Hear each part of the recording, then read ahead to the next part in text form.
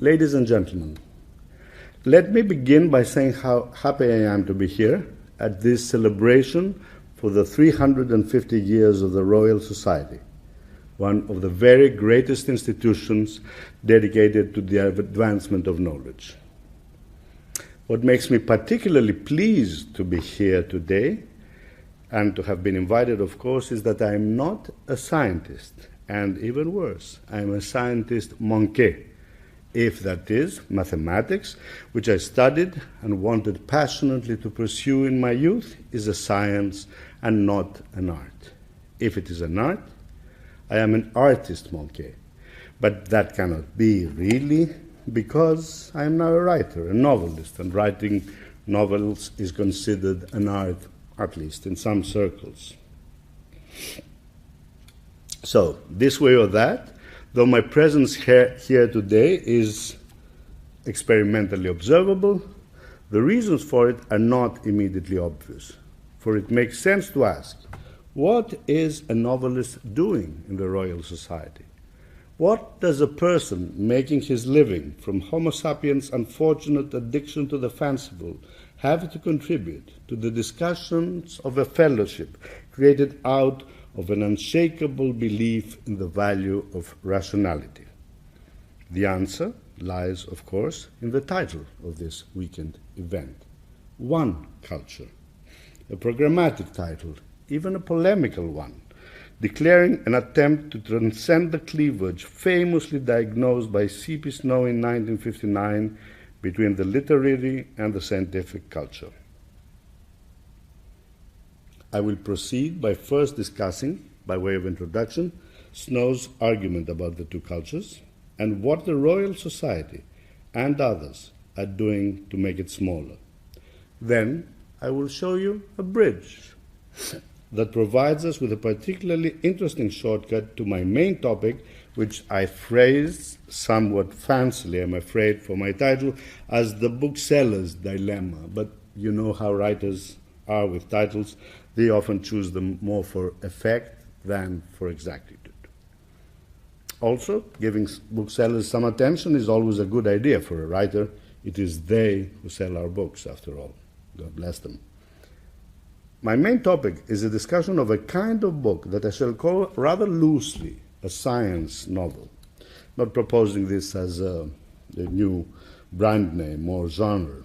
I will mainly focus on the way that science should play in a science novel, for it to be a true negotiator between the two cultures and not a travesty of the one, the other, or both. All right, so in 1959, C.P. Snow was invited by Cambridge University to give the prestigious Reed Lecture. The title he chose was Two Cultures, and the lecture and the title became history. This is the gist of his argument in his own somber words. I believe the intellectual life of the whole of Western society is increasingly being split into two polar groups. At one pole, we have the literary intellectuals, at the other, scientists. Between the two lies a gulf of mutual incomprehension, sometimes, particularly among the young, hostility and dislike, but most of all, lack of understanding. The use of the adverb, increasingly, the past participle, being, as well as some other clues in the lecture, indicate that Snow believed this split to be quite young, possibly even having occurred during the earlier part of his own lifetime. But he was wrong. For though it is true that the chasm separating the two cultures did get wider as the 20th century progressed, its genesis goes a long way back. So long, in fact, that it is described as already very old in its first extant mention, and that mention is in the 4th century BCE. In fact, Socrates, in the 10th book of Plato's Republic, says that there is an old quarrel, or difference, you could translate diaphora, the word, between poetry and philosophy. Philosophy, before Socrates' time, was practically the equivalent of what we would call today natural science, and definitely subsumed it. And in classical Athens, the term poetry definitely implied also what we call today literature. The old quarrel, the paleia διαφορά, is in the same spirit as Snow's diagnosis, though Socrates is very partisan in his support of the philosophers and against the poets. Socrates' view on this old quarrel became a commonplace in Western culture from his time onwards and were debated in endless variations until Snow gave them his own formulation, his famous two cultures formulation in the 20th century. Interestingly, one such famous variation is by Bishop Thomas Sprat, one of the original fellows of the founding fellows, that is, of the Royal Society. Sprat actually gave the exercising of the linguistic excesses of the littérateurs as one of the very reasons that led to the founding of the society. Yet today, this scientific association extraordinaire chooses to invite at this festival, her party, mostly people from the other side of the rift. Writers, artists, critics, cultural historians. And this neither to collectively chastise us for our ignorance or, for the more insolent among us perhaps, the snubbing of science, nor to proselytize us to its superior wisdom. Suspicion of such intentions might have been well-founded if this festival was held, say, 2, 3, 4 decades ago. But today its spirit can only be to celebrate the rapprochement between the two cultures. For actually, the cultural malady that Snow diagnosed 52 years ago is today showing definite signs of improvement. This improvement is mainly due to 3 reasons, the first of which is particularly unpleasant, at least to a novelist. This is the decline, if not actually the demise, of the scope and authority of literary culture. The usual suspects for this abomination are all at least partly guilty. The rise of the image, television, the computer, the internet, globalization. But regardless of its causes, it is a sad fact that today our society's collective linguistic sophistication, and literature is really but one emanation of that, is not what it was. Where, except in some parts of some departments of some universities, do you now find the kind of belief in the authority of language with great literature at its heart that was taken as axiomatic almost half and certainly 1 century ago? As Gillian Beer puts it, rather impishly, discussing Snow's two cultures, the class of littérateurs is not our main problem now. Indeed, it is not. The world has many serious troubles: poverty, overpopulation, global warming, the economy is in a mess, terrorism, and whatnot. But no country is in danger of expiring from an overcultivation of its linguistic skills, from an overdose of literature. As a mere indication of this decline, look at the linguistic performance of today's politicians compared to those of yesteryear, even the educated ones. Their vocabulary is not as rich. Their grammar is not as perfect. Their syntax is not as complex. On the average, they have not read as many books, and definitely not as many good books, as the politicians of old. And certainly, they haven't written as many. Winston Churchill had published 12 tomes before he was 46, many of them quite impressive. What, I wonder, is the score of the present British Prime Minister at the same age? Or take the greatest modern Greek statesman of the 20th century, Eleftherios Venizelos. When in exile in the 1930s, he passed his time translating into modern Greek Thucydides' History of the Peloponnesian War. Very good translation it was too. I don't think our present Prime Minister can even read the original text, let alone translate it.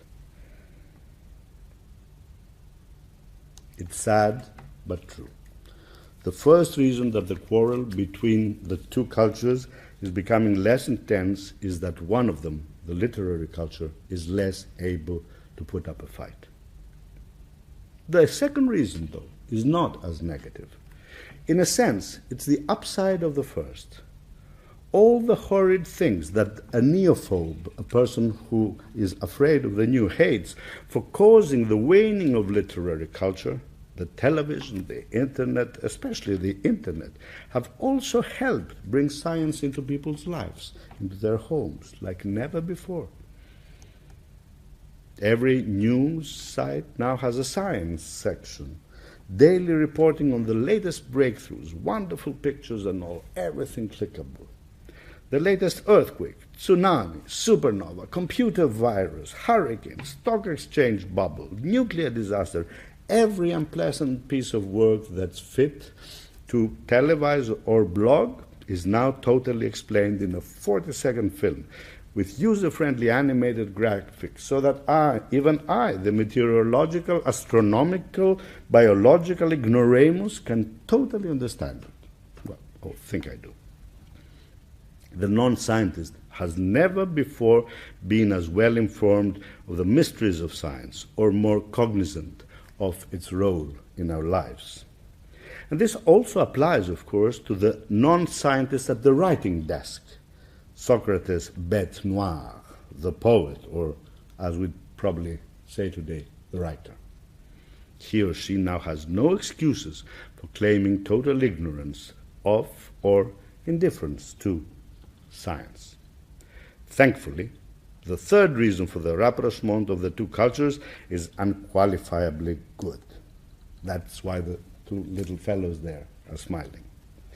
This is the abundance of new, well-written books on science, books that manage to convey to the non-expert in an attractive way not just the content but the excitement of research. And let me add, without the kind of, listen children, dumbing down, that characterized what was once more often called, not so much today, popularization. I'm glad the word is not used. It's a word I do not like for all sorts of reasons, though it sounds even worse in Italian, vulgarizzazione. Many of these new books are by great scientists, writing either to present the state of the art and the great open questions in their field, or to ruminate on their wider implications.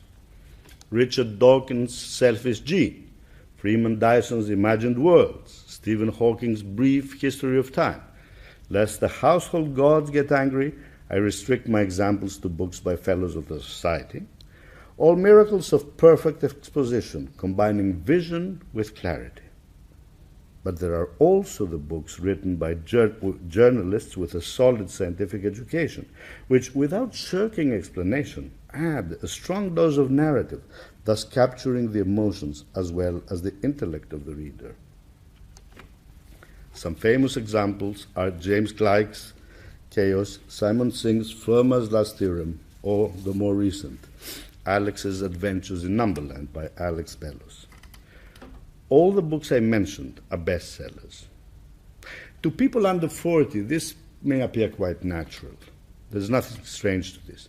But to us, older folk, it takes some getting used to that. For example, a book like Marcus du Sautoy's wonderful Music of the Primes, whose subject is the Riemann hypothesis of all things, one of the most abstruse, abstract, and esoteric pieces of mathematical research. An account of that can sell so well. Even 20 years ago, when you entered the bookshop, I mean a normal bookshop, not a specialist one, and asked for science, the bookseller would smile sheepishly and inform you you're in the wrong place. Or even give you the haughty two cultures, we don't stock such things look.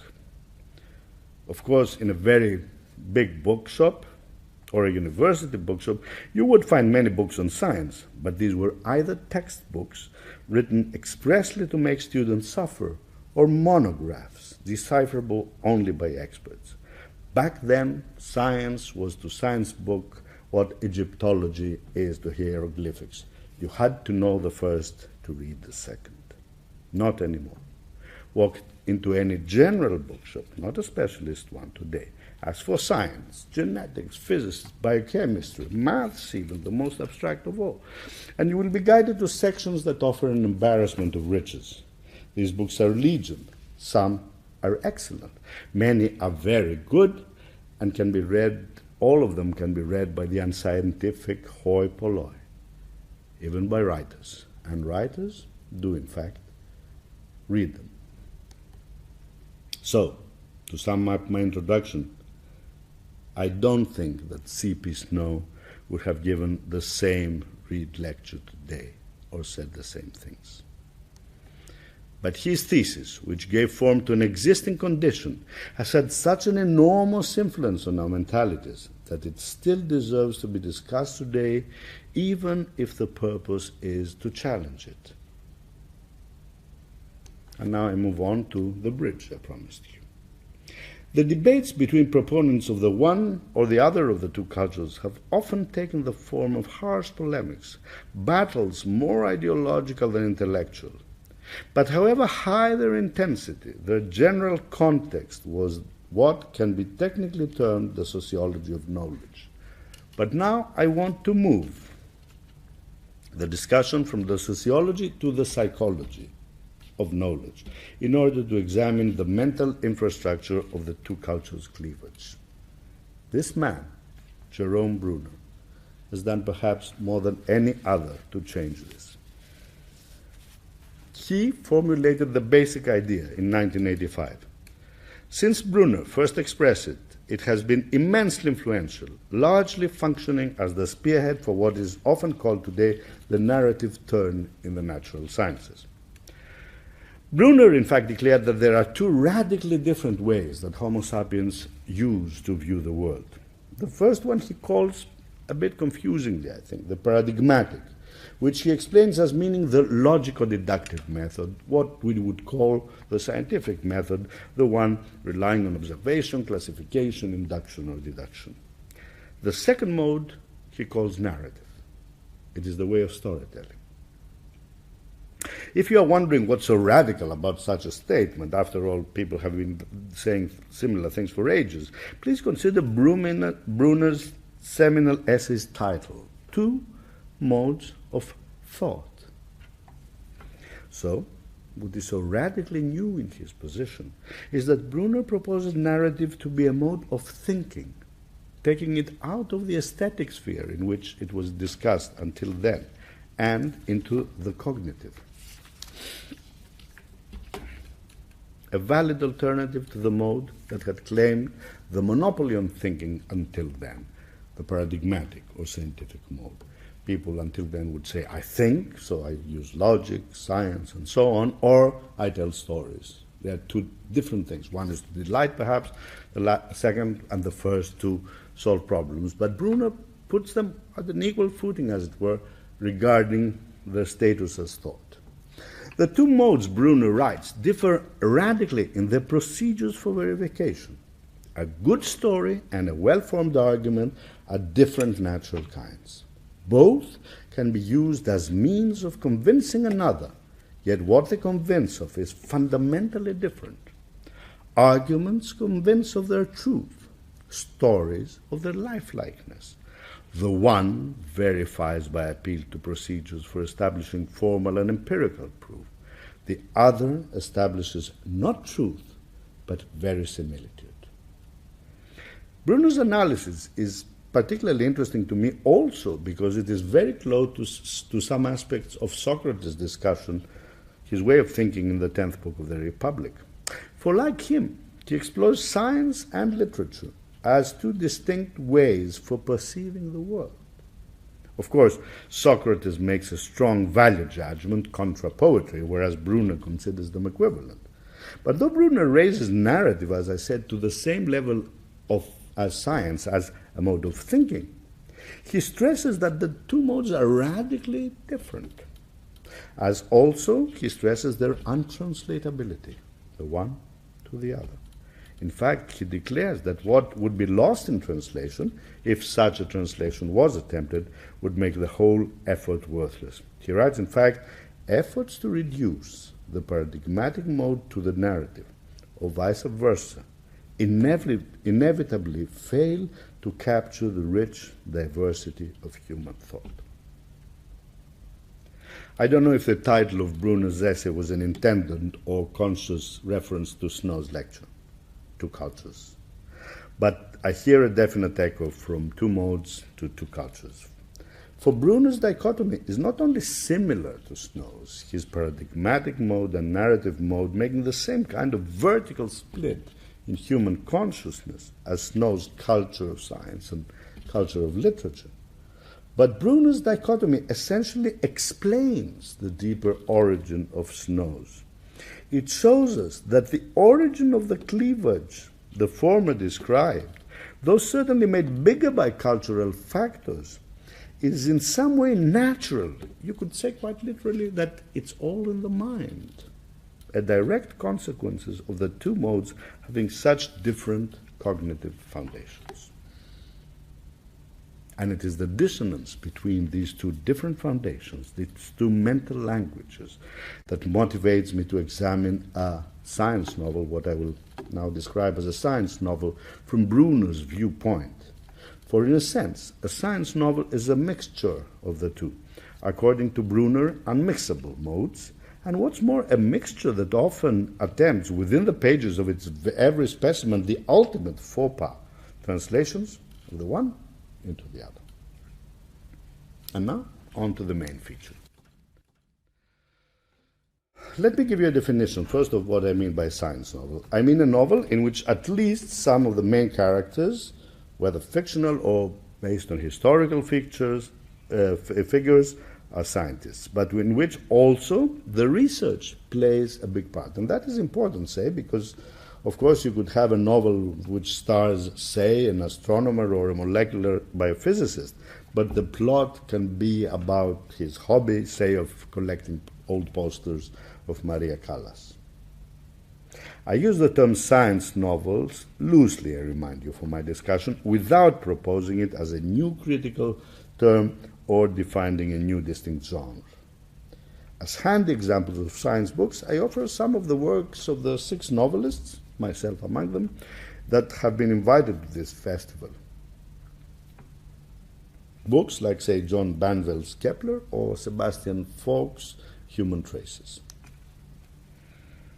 Of course, my discussion will not include science fiction, and that for the simple reason that that is a distinct genre. It's a different kind of literature with its own particular rules of how things combine, many subgenres, and it is not really what I'm talking about. There's a lot of interesting discussion around science fiction, but this is not what I'm referring to. Science novels, as I define them, are related to the expository books I mentioned earlier, in that science plays a big part in them. But they're also totally different in the intentions of their authors and thus their effect. The writers of the expository books are centrally motivated by their interest in science and their need to share it with their readers. But the main aim of the authors of the science novels is not to explain science. Banville did not write Kepler as a treatise on astronomy, and Faulks' Human Traces was not written as an essay on the history of psychology. Of course, one cannot deny that Kepler and Human Traces are also about astronomy or psychology, respectively. And, of course, Moby Dick is also about whales. But it is, of course, mostly about other things, evil, fate, obsession, and so on. But no one can deny that it's also about whales. Else, why would it contain a whole chapter titled Cytology, giving you a specialist lecture on whale as an animal species? Still, Moby Dick, the nasty white whale, is the object of the novel, but I use the term in the grammatical sense here. The verb is the chase, but Captain Ahab is the subject. Likewise with science novels. Whatever role science plays in them, if they're any good as novels, and that is their aim, to be good novels, it should not be their subject. Science should not be their subject. Let me repeat what I call the bookseller's dilemma in the title. in a simple form. How much science can go in a novel for it to remain a novel?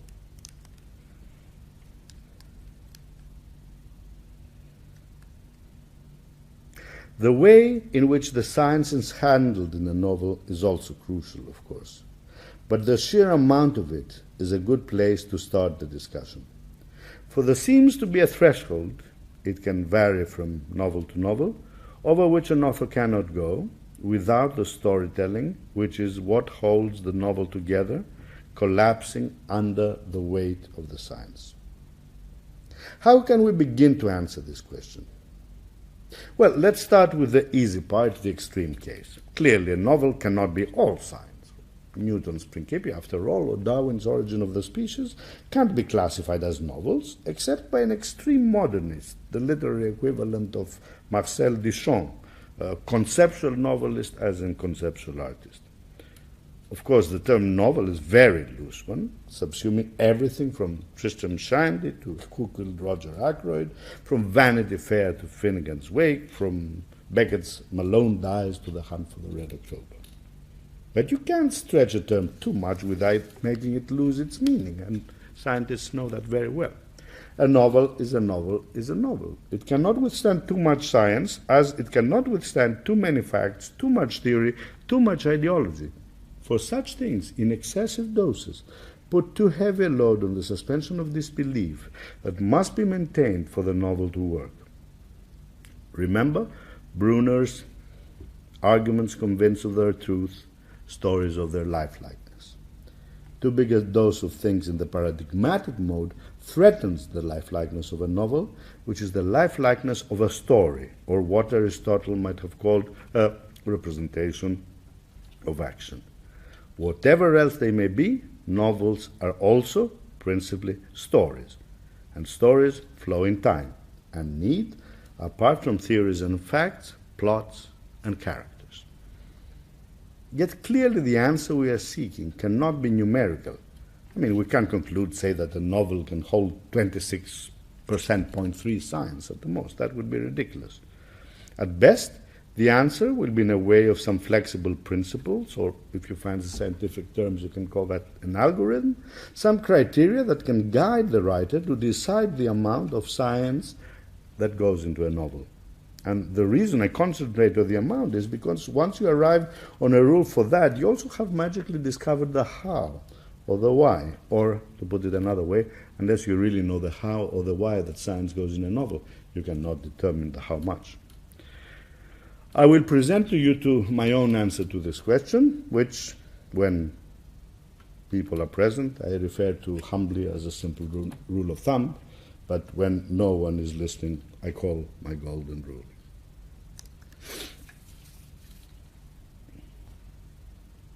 I developed this rule over the 10 years in which I worked on my 3 works of science literature, let's say generalizing the science novel, because they're in 3 different forms. In chronological order, the novel Uncle Petros and Goldbach's Conjecture, a play called 17th Night, in the middle there, about Kurt Gödel's last days, and on the right, the graphic novel Logicomics. But we'll refer only to the first of these, as the second has not yet been performed outside of Greece, so you can have no way of checking my claims against experience, and in the Royal Society, that's a no-no, and also as I have no time for Logicomics, although the application of my golden rule was crucial to my writing of it. But mostly I will center on Uncle Petros, because it was in writing this book that the breakthrough occurred, my discovery of what I call the golden rule. Actually, I hit upon it when I was writing the book for the second time, and I don't mean here a second draft. I will tell you what I mean with second time in a moment. But before I proceed, let me show you a very simple, very PowerPoint-like presentation pie chart. It is very crude, very naive. In fact, it's a case where the cliche, don't tell anyone I showed you this, applies. Okay? So, comes the word. In this chart, I want to show you, in very simplified form, the 4 dimensions which, with the addition of a 5th, time, can describe the progress of any novel. Here it is. Very unsophisticated, okay? And let me take you through its parts. Plot, you all know. Character, ditto. Only don't forget to include, please, in the word character, the notion of character motivation, or character's motivation in literature. By style, I lump together language, genre, point of view, all the sorts of things critics talk about in novels, the things that have to do with an author tells a story, with the way of the approach. Finally, by story world, I mean the setting, but not just the physical or the time and space, but a much more general one, because the setting can contain ideas, it can contain a Weltanschauung, it can contain a point of view of the whole society towards certain things. For example, in Dr. Faustus Thomas Mann, okay, the story world is not just Germany in the entre-deux-guerres, in the 20s and the 30s. It is also the rise of Nazism. It is also the climate of poverty and terror that existed in that society that made certain ideas possible. And also, of course, the whole field of music theory, which comes up very big in the novel. But now the plot thickens as we move towards the golden rule. As I will refer a few times to my novel Uncle Petros, let me just say 2 words for the sake of those who don't know it. It's a short novel narrated by a Greek man who comes of age in the 1960s. It is partly an account of his relationship with his uncle, an elderly uncle, who was once considered the nephew learns a great mathematician. So it's partly the story of the relationship and partly the story of the uncle and his attempt to solve a famous problem called Goldbach's conjecture. Goldbach's conjecture actually exists as a real mathematical problem, but though many real mathematicians appear in the book as secondary characters, among them 2 very famous fellows of the Royal Society, G.H. Hardy and John Littlewood, the main character, Petros, is totally fictional. I first wrote Uncle Petros in 1992, in Greek, this is the cover, and it was published the same year. It was my 3rd novel, and though the other 2 were completely unrelated to mathematics, they had received extremely favorable reviews. Uncle Petros split the Greek critics, the only critics who had read it. Half of them hated it, and the other half completely ignored it. The latter obviously thought it wasn't worth the trouble. The former told them why. This is not a novel, it is a book about mathematics. The first version of Uncle Petros didn't sell well, but it acquired a small cult following. What displeased me, though, was not that it was not bigger, but that the cult consisted exclusively of mathematicians, or perhaps a few mathematics teachers, or mathematicians manqués. In other words, of people who saw in it an image of themselves, an image they had never before found in fiction. After all, there weren't novels around whose plot centered on the solution of a mathematical problem, the famous theorem. The warm embrace of the Greek mathematical community made me suspect that the critics who had thrashed the book were right, after all. Why did only the mathematicians like my book? Had I, in fact, written a panegyric to mathematics disguised badly, as the critics kindly told the world, as a novel? For, you see, it wasn't love of mathematics that motivated me to write Uncle Petros. If it had been, I would be very happy with this view. I wanted to write on an old mythological theme. I wanted to write a human story of a man's attempt to surpass the world's limitation, a sort of Promethean tale. I used mathematics because its story world seemed to offer a good context to embody my hero's plight. What better symbol, I thought, for a tale of hubris than having a man wanting to solve the most difficult problem in the world. That I had studied mathematics, of course, in my youth and knew a bit its world, and I had met many mathematicians and knew how a mathematician felt in certain ways, was also help. My first novel's protagonist now had been a monk. The story world, early Christian Egypt. My second novel starred the power-crazed colonel, a sort of modern Greek Macbeth. The historic world there was the Greece of the late 60s, ruled by a military junta. I felt that in Uncle Petros I had done nothing more or less structurally than in my two previous novels, told the story about a rather eccentric hero operating inside an unusual but interesting story world. In all three books, I had worked hard to make the story world come alive. But in Uncle Petros, there was a special complication. In my first book, the reason the protagonist had become a monk was love rejected, and unfortunately everybody has had an experience of that, so everybody can empathize with such a hero. The motivation of the hero in my second book, the increasingly crazed colonel, was the desire for power, and again, in some form or other, positive or negative, in ourselves or in others, we all have experience of that, so again, empathy was possible. But Uncle Petros was a man whose life was driven by an insatiable craving to prove a mathematical theorem. Because I had loved mathematics passionately in my youth, and had even had a few short love affairs with famous problems, always unconsummated, of course, this extreme passion was totally understandable to me. But I knew enough of the literary world to realize that the typical reader of novels might well be a perfect specimen for Snow's talk, a littérateur snubbing or even hating science, and especially mathematics. And there are many of those, as you know. So, in order for him or her to be able to understand Petros' plight, I should provide assistance. The last thing I wanted, you see, was for my reader to see Petros' love of a theorem as a strange aberration, and Uncle Petros himself as a pervert, somewhat like the character played by Gene Wilder in Woody Allen's Everything You Always Wanted to Know About Sex. You remember, it is the psychiatrist who falls in love with a sheep, though you must admit a particularly good-looking sheep, and serenades it and takes his candlelit dinners and does all sorts of things with his lover.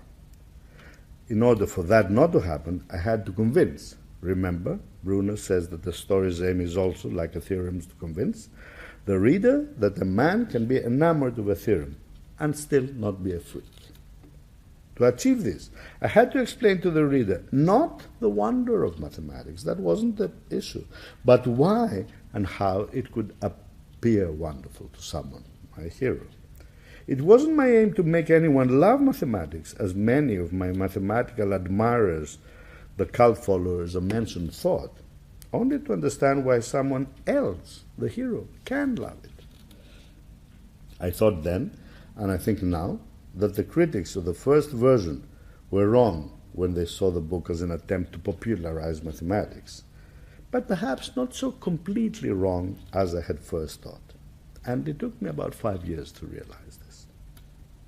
In 1997-98, I tried to translate Uncle Petros in English. The first version had been written very, very fast, in 3 months. A romantic might even say that I was being prodded on by an inner demon of some sort. The second version, though, took over a year, and this was not due to the translating.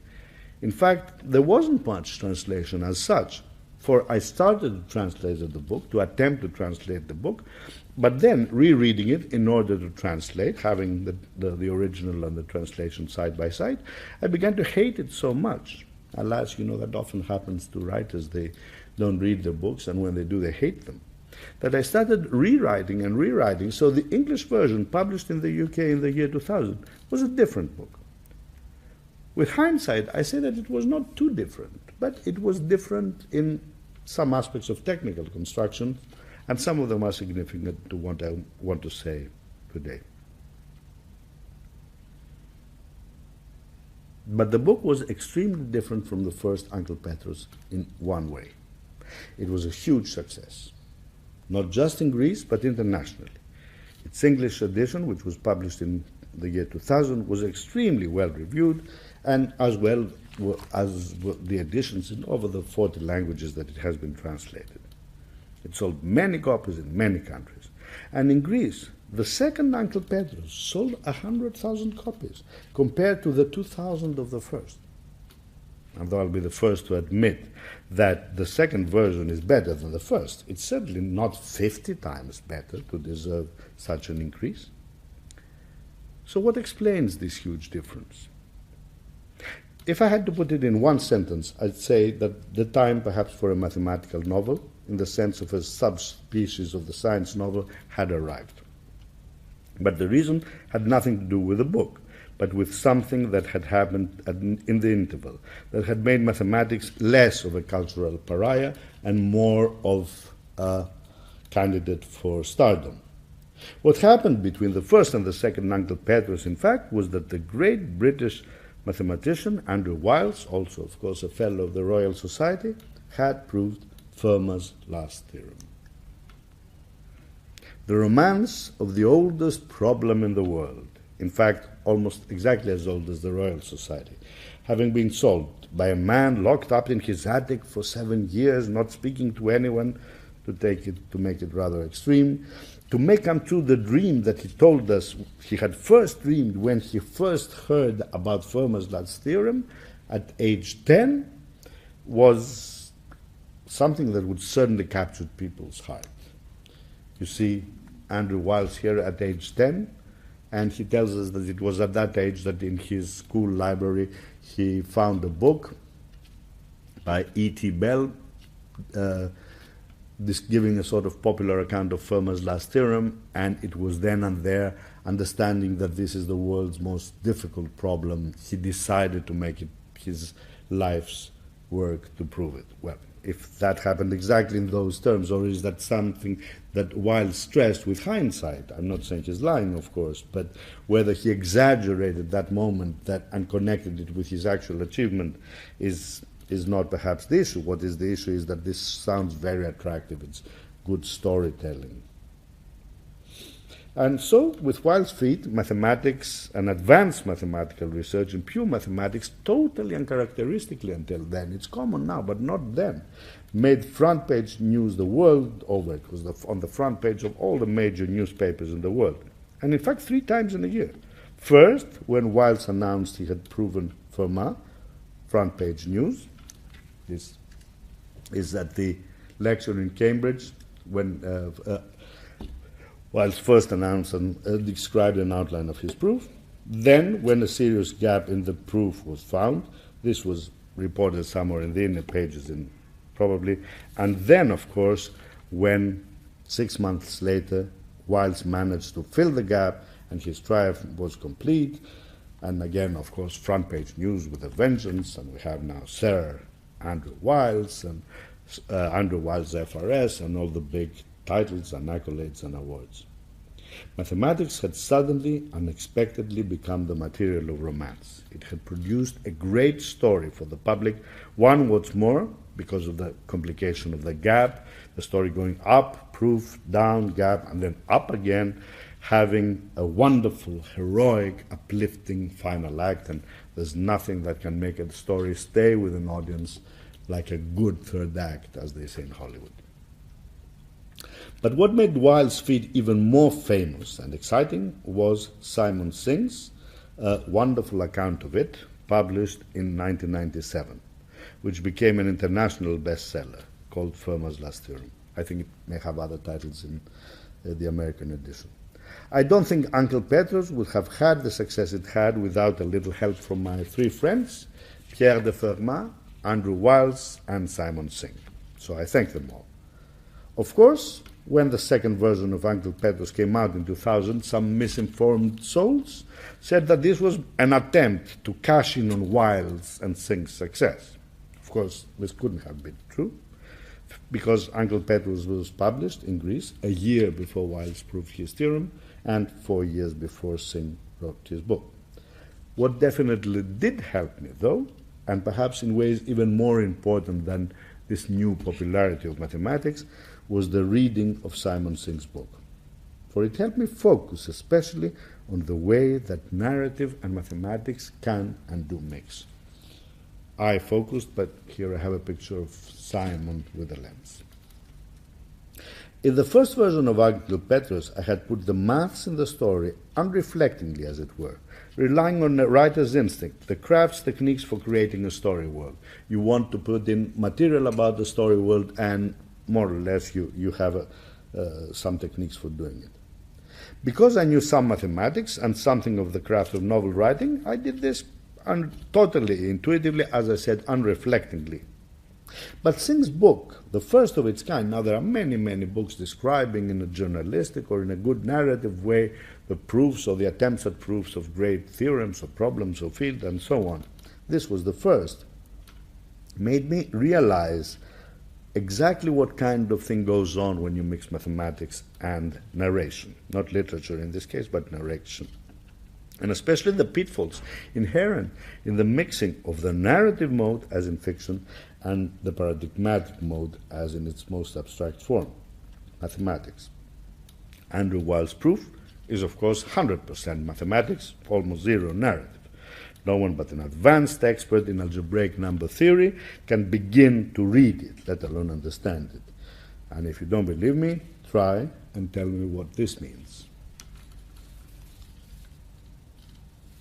If you look at the bottom right of the picture especially, line before last on the right, you will see that it is now easy to check that and so on. So, if you don't find that easy, you can't read this paper. But Singh's book contains both good journalistic storytelling and good scientific exposition in, say, a 60-40 ratio. Of course, the mathematics in it is of a much simpler form and in a much simpler language than what you saw.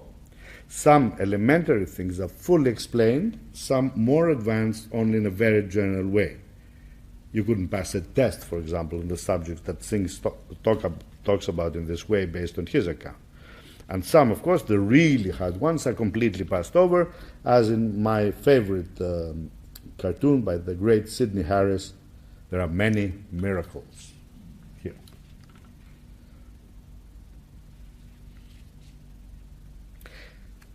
But of course, it's natural that Simon Singh does this. If he didn't, his book could only be read by experts. So I started to rewrite Uncle Petros in English, having already read Simon Singh's Fermat's last theorem. Because of it, I was now much more sensitive to how much mathematics can go in a story, and in what ways before the story stops being a story or becomes a faulty story. In Singh's book, the gear shifts between the narrative and the paradigmatic mode were sometimes very visible, very audible even. Now I'm telling you a story, now I'll explain some mathematics, now the story, now here listen to the explanation of the mathematics, okay? But that was perfectly all right in this kind of book. It was journalism. There was no suspension of disbelief, destroy, no story world to pull apart by too much science or too much something in the paradigmatic mode. None of Bruner's necessary lifelikeness, so necessary to a novel, to a story, that could be subverted by the ways of explaining mathematics. Since Singh was untroubled by the dangers threatening a novelist performing similar gear shifts, he used the full range of them, from totally smooth to totally abrupt, as it suited him. And he did well. And thus he made me, his reader, really aware of them. The form, the function, and the types of transitions. And to me, those were particularly useful when I was writing Uncle Petros. Both to be aware of all the pitfalls, all the benefits, and of all the disadvantages of switching between the two modes in another mode, in the mode of the novel. Now, I became extremely aware of all the gear shifts in the book. Some were very smooth in the first version. The book moved from storytelling to explanation totally seamlessly. But sometimes you could hear very unpleasant moans from the gearbox. And sometimes even the quantity of the mathematics, the explanation inside the book, seemed to be slightly excessive. So I could, if I was to give a simple sort of typology of the four main excesses when mixing the paradigmatic mode into the narrative, especially in the form of a novel, I would describe them this way. The first, abruptness, what was that? You're reading a story and suddenly the author says, now, a group is a mathematical object discovered in the 19th century, blah, blah, blah, and so on. Okay? Now, the second is bad timing. Hey, I was reading a book, I was reading a story. You're reading your story, and suddenly there was a sense of interruption at exactly the point where you want to see what happened to the hero, where the hero is going. And it's not just technical as is abruptness. It has to do with a real disruption of the narrative flow. Abruptness is more about it being unjustified at that point. Then, of course, third thing is indecent length. Are we back in school type of feeling? Suddenly, you are reading your story, something is explained, you may find it useful at that point, you may find it pertinent, but then it begins to go on and on and on, and you feel, I didn't buy this book to learn about mathematics, I bought it to read a story. And finally, of course, there was the indecent quantity, or what I call OD, the overdose.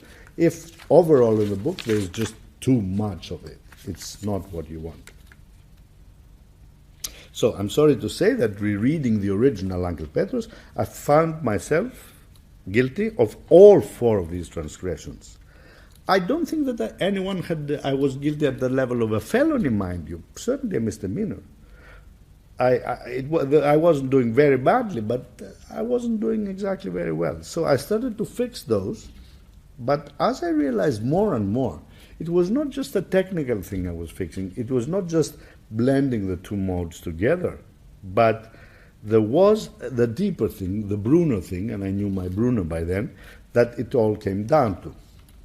I think I was really violating the essence of the narrative mode and going against its nature and against the basic principle, which is that lifelikeness and verisimilitude should rule the criteria of a good story. So during the process of revision, of changing the amounts or the way in which the various forms of mathematics appeared in the novel, I realized that this really could be formulated into a rule. There was an underlying principle. There was a principle of my own that I could describe for myself at least, that there was a very fundamental, very simple, but very strong unifying thing that brought everything I was doing together, or that's something that could be applied in the future. And this is what I call my golden rule, which is this.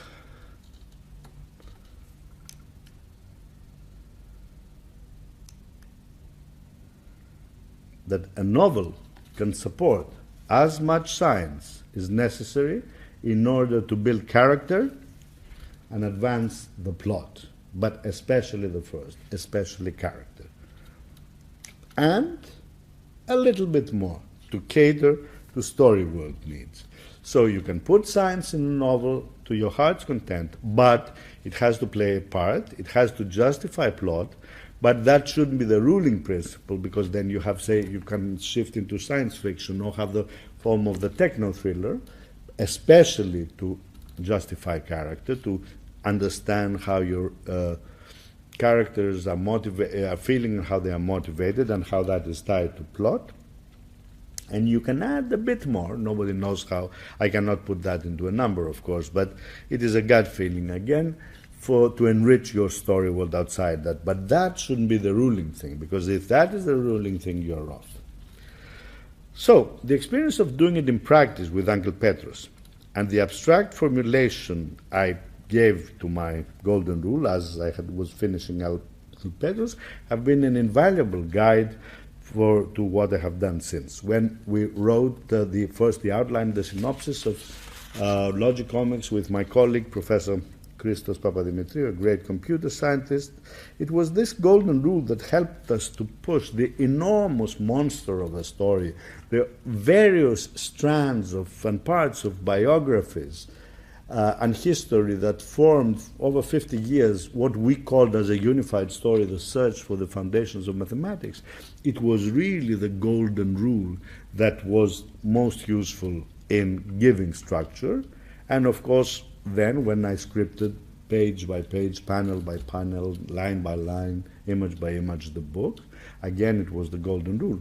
And that was especially useful to us, you see, in Logicomics, because in Logicomics we wanted to tell a story, and in a story in which abstract ideas, cultural biographies, and cultural history and personal lives interested us equally. We wanted to understand how this merged, how not just how those mathematicians and those people felt and lived and what they were motivated by, but how in fact their actual motivation, the context, the cultural history, the story world, the character and the plot came together and influenced the kind of mathematics that they were doing. So I don't think we could have done this with a knowledge of this principle or an understanding of this thing in a nutshell. Later, when I was scripting the graphic novel, again, it was by my side. Every moment, I think, guiding, inspiring, giving solutions, and occasionally a sharp slap on my fingers on the keyboard when I was transgressing it for the umpteenth time.